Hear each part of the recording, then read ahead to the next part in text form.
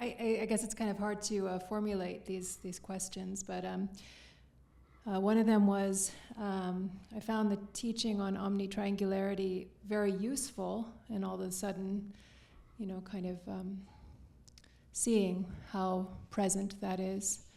But when you spoke about the union of Chit and Sat, you talked about the revelation of, or experience of, or manifestation of Ananda. Mm-hmm. And I certainly, that is not the third that's emerging in my omni-triangularities. And I just That's wonder, what you think. Okay, so maybe you could explain a little bit. Yeah, of course. You see, this is a drama we are in, a theodrama, but a drama. Now, when you go to see a movie, you go to enjoy conflict.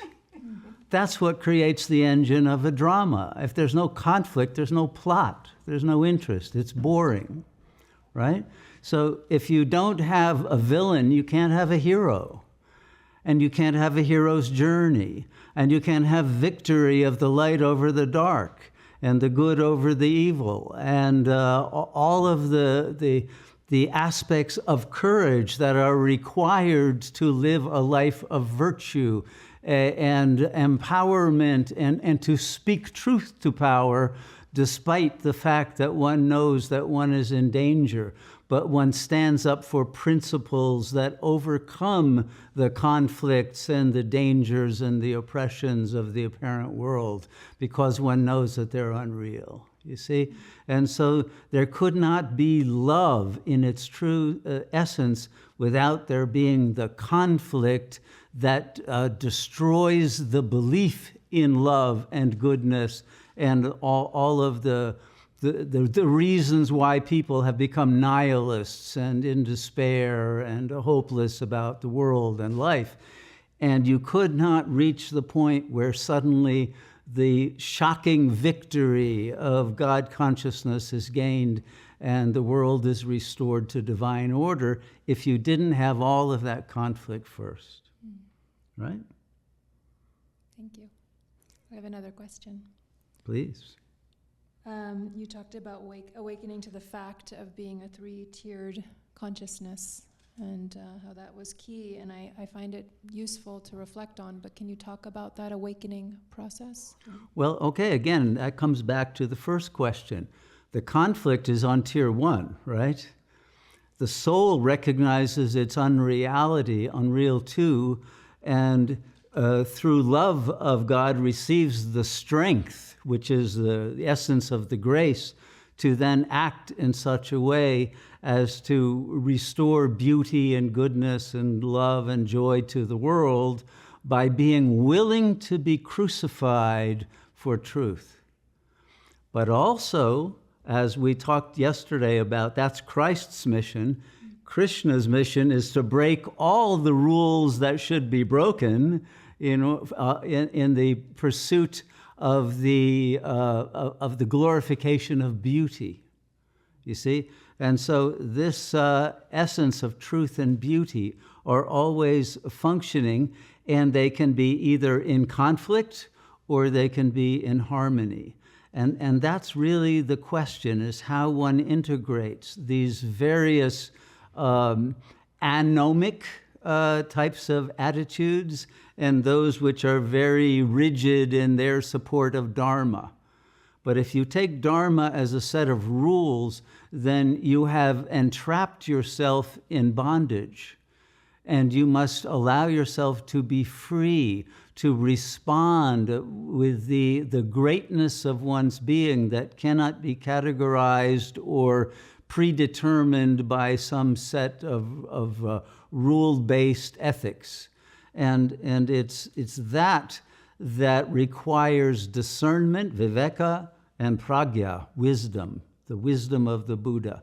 And once that has been gained, then one will be able to perceive everything in its absolute beauty and truth that is enabling the unfoldment to occur dialectically, because in a moving scenario of conflict, one has to have dialectical reason to be able to shift from a thesis that was accurate a minute ago to an antithesis that is now required, and in the next moment to a synthesis that will be adequate to the next situation.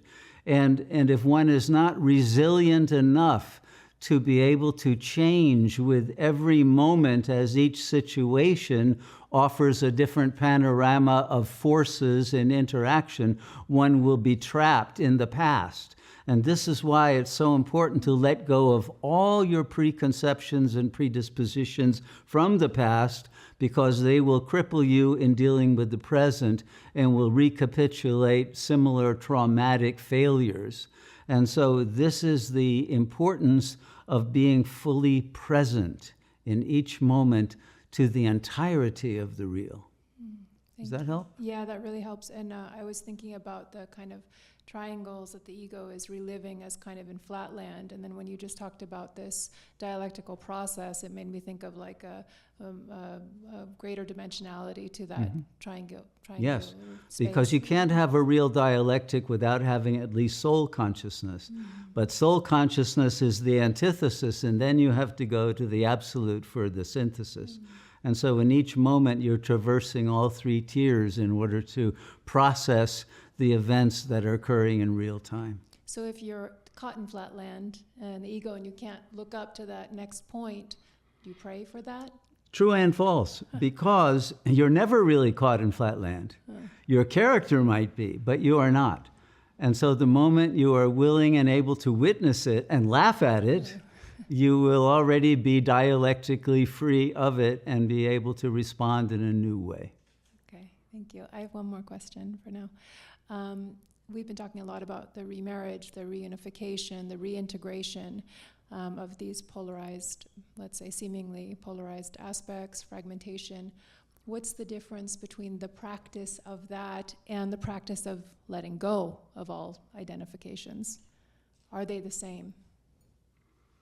Tell me the first practice again? Meaning, we've been talking about integration Yes. and reunion. Is that different than letting go of identifications? Okay, so the problem with letting go in a, let's say, an undifferentiated sense is you may let go of one thing but then be caught in its opposite, because everything comes in pairs of opposites.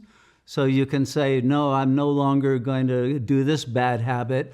Like in many 12-step groups, I'm in Alcoholics Anonymous, haven't touched one in years, but I'm chain smoking and I'm doing lots of other things, right? So you can let go of one thing, but until you let go of the I thought itself, which you can only do when you realize that it itself is the meeting of two opposites, of an inner and an outer, and many other kinds of binaries and pairs of opposites that constitute the ego's program.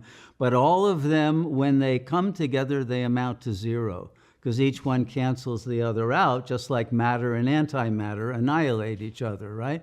So that's what you have to do. You annihilate all traces, not just let it go, because anything you let go, you can pick up again. But once it's annihilated, and that is your own ego that has gone, poof, there's no one left to say, wait a minute, I've got to pick it up again.